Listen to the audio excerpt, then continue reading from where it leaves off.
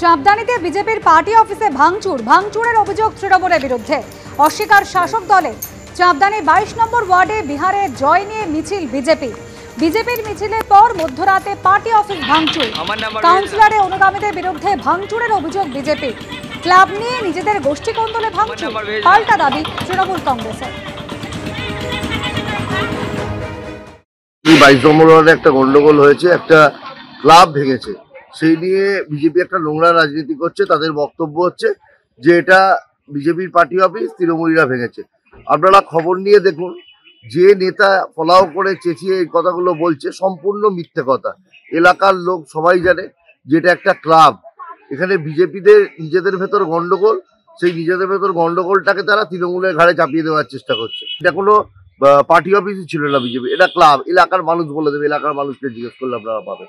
চাঁদদানি মিউনিসিপ্যালিটির 22 নম্বর ওয়ার্ডের কাউন্সিলরের গুন্ডারা, 2-4-5টা গুন্ডারা এসে ভারতীয় জনতা পার্টির কিষাণ মোর্চার সভাপতি সঞ্জয় চৌধুরীর বাড়ির কাছে এসে গালাগাল করে আর মারধর করে। তারপরে কেসাকেসি হয়, থানাতে কমপ্লেন দেওয়া হয়, দুপক্ষই কমপ্লেন দেয়।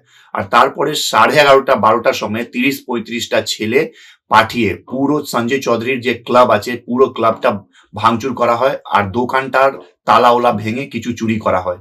অনেকগুলো চেয়ার টেবিল ছিল, অনেকগুলো চেয়ার টেবিল চুরিও করা হয়। আর তারপরে সাউন্ড বক্স ছিল, ডিজে শপ ছিল, অনেকগুলো ভাঙচুর করা হয়েছে, অনেকগুলো চুরি করেও নিয়ে চলে গেছে।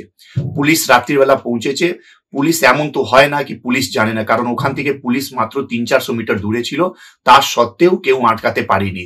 গুন্ডামি মস্তানির চরম পর্যায়ে পৌঁছে গেছে, কারণ 4 মাস পরে নির্বাচন আছে, ভয়ের সৃষ্টি করা হচ্ছে। অন্যদিকে বিহারে মহাজোটের মহাপরাজয় স্বাভাবিকভাবেই অস্বস্তিতে পড়েছে বিরোধী শিবির। এই প্রেক্ষাপটে নীতিশ কুমারের ভূয়সী প্রশংসা করে তৃণমূলের বিড়ম্বনা বাড়ালেন দলেরই আসানসোলের সাংসদ শত্রুঘ্ন সিনহা। এই নিয়ে কটাক্ষ ছুড়ে দিয়েছেন শুভেন্দু অধিকারী। এই বিষয়ে এবিপি আনন্দের তরফে যোগাযোগ করা হলে শত্রুঘ্ন সিনহার কোনো প্রতিক্রিয়া মেলেনি। তবে সূত্রের খবর, ঘনিষ্ঠ মহলে তিনি জানিয়েছেন এই বার্তা বিহারী বাবুর বিহারের প্রতি অভিনন্দন।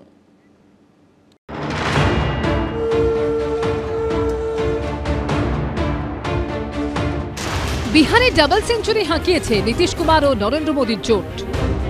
উল্টো দিকে হাফ সেঞ্চুরিরও ধারে কাছে পৌঁছতে পারেননি তেজস্বী যাদব, রাহুল গান্ধী। মহাজোটের মহাপরাজয়ে স্বাভাবিকভাবেই অস্বস্তিতে বিরোধী শিবির।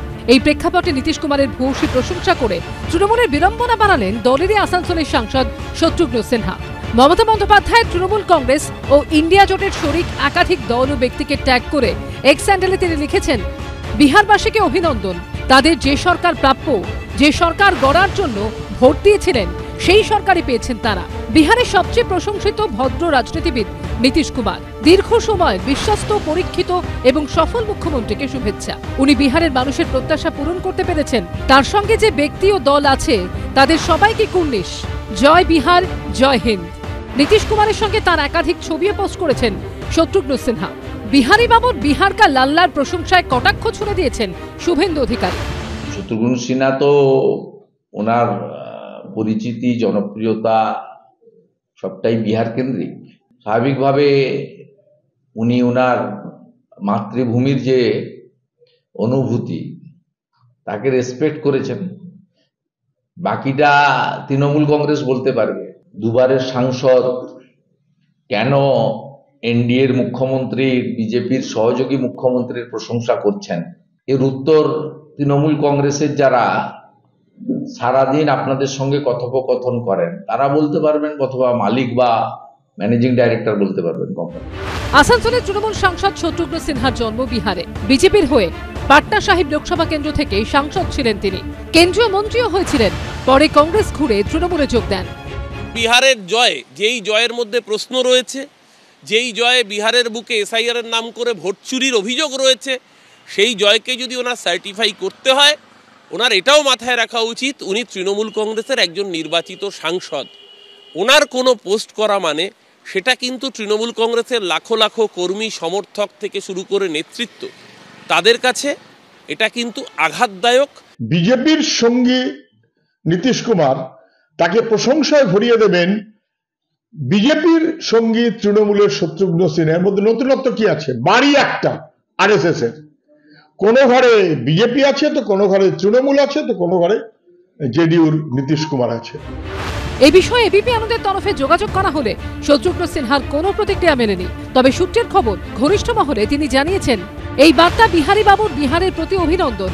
শত্রুঘ্ন সিনহাকে ঘিরে তৃণমূলের অস্বস্তি এই প্রথম নয়। তৃণমূল নেত্রী বারবার স্পষ্ট করে দিয়েছেন, কে কি খাবেন, কে কি পড়বেন তা কেউ নিয়ন্ত্রণ করতে পারে না। তবে চলতি বছরের ফেব্রুয়ারিতেই আমিষ নিরামিষ নিয়ে শত্রুঘ্ন সিনহার মন্তব্যে বিতর্ক তৈরি হয়েছিল। এবার নীতিশ কুমারকে নিয়ে তার মন্তব্যে রাজনৈতিক মহলে শোরগোল পড়ে গেছে। রুমা পাল, কৌশিক গাতাই ও বিটন চক্রবর্তীর রিপোর্ট, এবিপি আনন্দ। এদিকে বেলেঘাটায় এবার অসুস্থ হয়ে পড়লেন এক বিএলও। কাজের চাপ নিতে পারছি না বললেন অনিমেষ নন্দী নামে ওই বিএলও। তাকে একটি নার্সিংহোমে ভর্তি করা হয়েছে। খবর পেয়ে সেখানে যান ইআরও এবং পুলিশ। অন্যদিকে নানান অভিযোগে এদিনও ক্ষোভ উগড়ে দিলেন বিএলওদের একাংশ। আমি সত্যি আর ওয়ার্ক প্রেশার নিতে পারছি না। আমাদের জীবনটা আগে না কাজটা আগে। রবিবারের মধ্যেই সমস্ত এনুমারেশন ফর্ম বিলি করতে হবে। শনিবারের বৈঠকেই এই নির্দেশ দেওয়া হয়েছিল নির্বাচন কমিশনের বৈঠকে।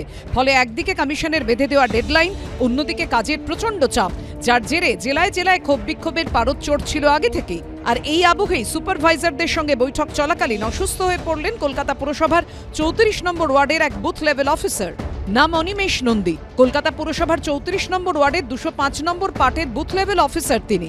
যে ওয়ার্ক প্রেশার নিতে পারছি না, প্রচন্ড আমার কাল থেকে শরীরটা খারাপ, জ্বর মতো। আজকে একটা মিটিং ছিল, আমি এসেছিলাম। এসে কথা বলতে বলতে হঠাৎ করে ব্ল্যাক আউট হয়ে যায়, পড়ে যায়। সকালে উঠে বাড়ি বাড়ি ঘোরা, তারপরে রাত্রে প্রায় রাত জেগে কাজ করা। পরিবারের দাবি, শনিবার রাত থেকেই জ্বরে ভুগছিলেন ওই বিএলও। এরই মধ্যে রবিবার সুপারভাইজারের সঙ্গে বৈঠক ছিল 34 নম্বর ওয়ার্ডের সমস্ত বিএলওদের। সেখানে উপস্থিত ছিলেন অনিমেষ নন্দীও। অভিযোগ, বৈঠক চলাকালীন হঠাৎ অসুস্থ হয়ে পড়েন তিনি।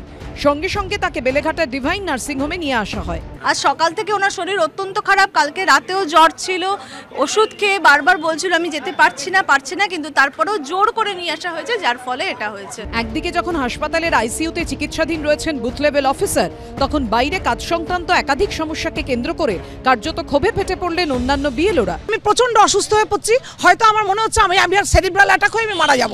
আমাকে রীতিমতো এরকম প্রেসারে ফেলা হচ্ছে। কারোর দাবি মানসিক চাপ, কারো মনে আবার প্রশ্ন উঠছে প্রযুক্তিগত সমস্যা হলে তার দায় নেবে কে। 9 তারিখের পরে যখন ড্রাফট রোল বেরোবে, যে নামগুলো কেটে যাবে, যেগুলো আমাদের জন্য হবে না, ডিউ টু ইসিআর জন্য হবে, তার দায় ভাই কি ইসিআর নেবে? আমাদের তো বাড়ি বাড়ি লোক চলে যাবে, আমাদের মেন্টাল হ্যাকেল করবে, আমাদের শারীরিক ফিজিক্যালি হ্যাকেল করবে, তখন তার দায় কে নেবে? একদিকে বিএলওদের একাংশের ক্ষোভ বিক্ষোভ, অন্যদিকে এই নিয়েও তুঙ্গে উঠেছে রাজনৈতিক তরজা। স্বাভাবিক তো, এই ঘটনা তো আমরা বারবার করে বলছি, বিজেপিকে ভোট চুরি করে জেতাতে হবে। তার জন্য 2 বছরের কাজকে 2 মাসের মধ্যে করতে হবে। এই অমানসিক পরিশ্রম হচ্ছে এক একটা বিএলওদের। অনেকের বয়স হয়েছে, স্কুল শিক্ষক, অনেকে ভালো করে হাঁটতেও পাচ্ছেন না, এখন বলছে ডেটা এন্ট্রির কাজও করতে হবে। তাহলে নির্বাচন কমিশন কি করবে? আমি ওই বিএলও সুস্থতা কামনা করি, তিনি ভালো থাকুন, সুস্থ থাকুন, দীর্ঘজীবী হন। আচ্ছা, বিহারেও তো এসআইআর হলো, বিক্ষোভ দেখেছেন, অসুস্থতা দেখেছেন, তো পশ্চিমবঙ্গে এত বিক্ষোভের কারণ কি? হ্যাঁ, প্রক্রিয়াটায় চাপ আছে, যারা কাজ করছেন চাপের মধ্যে কাজ করছেন। এদিকে পশ্চিমবঙ্গ সহ 12টি রাজ্য কেন্দ্রশাসিত অঞ্চলে এখনো পর্যন্ত কত এনুমারেশন ফর্ম বিলি হয়েছে তার তথ্য পেশ করল নির্বাচন কমিশন, যেখানে দেখা যাচ্ছে রবিবার রাত 8টা পর্যন্ত পশ্চিমবঙ্গে ফর্ম বিলি হয়েছে 99.42%। শিবাশিস মৌলিক, রুমা পাল ও দীপক ঘোষের রিপোর্ট, এবিপি আনন্দ।